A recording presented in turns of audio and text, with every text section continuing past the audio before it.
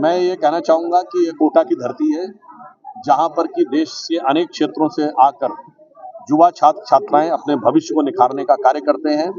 इसके लिए जो भी व्यवस्थाओं में अनुकूलता है, उसके लिए राज्य सरकार जो भी संभव व्यवस्था होगी वो करेगी।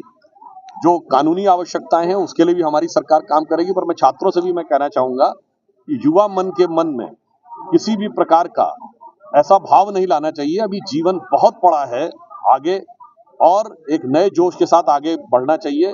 किसी भी मुद्दे के ऊपर हार मानना ठीक नहीं है कि न जो बर्फ की आंधियों से लड़े हैं, कभी पग न उनके शिखर पर पड़े। तो मेरा मानना है, विश्वास रखिए। और मैं युवा छात्र छात्राओं को ये कहना चाहूंगा, यदि आपको कोई समस्या नजर आ रही जीवन में, तो इतनी जल्दी मन से मत हारिए। वो पथ क्या पथिक कुशलता क्या, जो पथ में बिखरे शूल ना हो, नाविक की धैर्य परीक्षा क्या, जो धाराएं प्रतिकूल ना हो। और मुझे पूर्ण विश्वास है कि वो युवा पीढ़ी जो इस अमृत काल में नई भूमिका में 22 साल बाद बैठने वाली है, मुझे लगता है कोटा की धरती के भी युवा उसी दिशा में आगे बढ़े। एमपी के मंत्री ने कहा है लोगों को भीख मांगने की आदत पड़ गई है बीजेपी।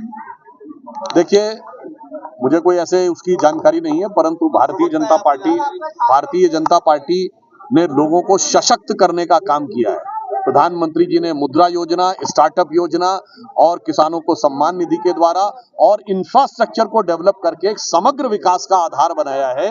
पूर्ववर्ती सरकारों की तरह काम नहीं किया कि केवल कुछ पैसा देकर कुछ काम चला लो, देश का समुचित और समग्र विकास न होने पर।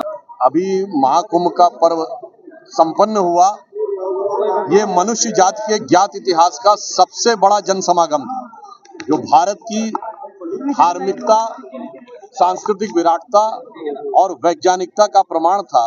परंतु अफसोस की बात है कि इंडी गठबंधन के तमाम नेताओं ने जिस प्रकार के अपमानजनक भर्त्सना योग्य शब्द कहे, चाहे कांग्रेस अध्यक्ष खड़गे जी ने ये कहा कि गंगा जल में डुबकी लगाने से क्या होगा, स्नान करने से, लालू प्रसाद यादव जी ने फालतू का बोला, तो ममता जी ने मृत्यु कुंभ बोला।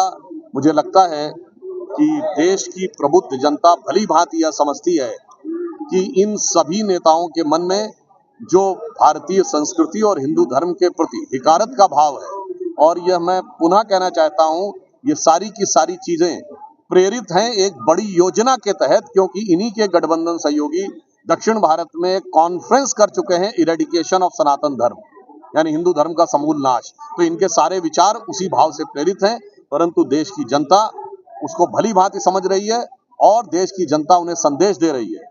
चाहे चुनावों का विषय हो, हरियाणा, महाराष्ट्र और दिल्ली का, और फिर सांस्कृतिक दृष्टि से कुंभ का विषय हो, देश की जनता का संदेश है कि जाति, प्रांत और वर्ग भेद के भ्रम को दूर भगाता है।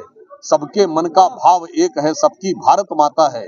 अनेकता में ऐक्य मंत्र को जन जन फिर अपनाता है। देखो प्यारा देश हमारा आगे बढ़ता जाता है। राहुल गांधी नहीं गए थे कुंभ में, क्या करें? इसके लिए एक चौपाई है, सकल पदार्थ है जगमाही, कर्महीन नर पावत नहीं।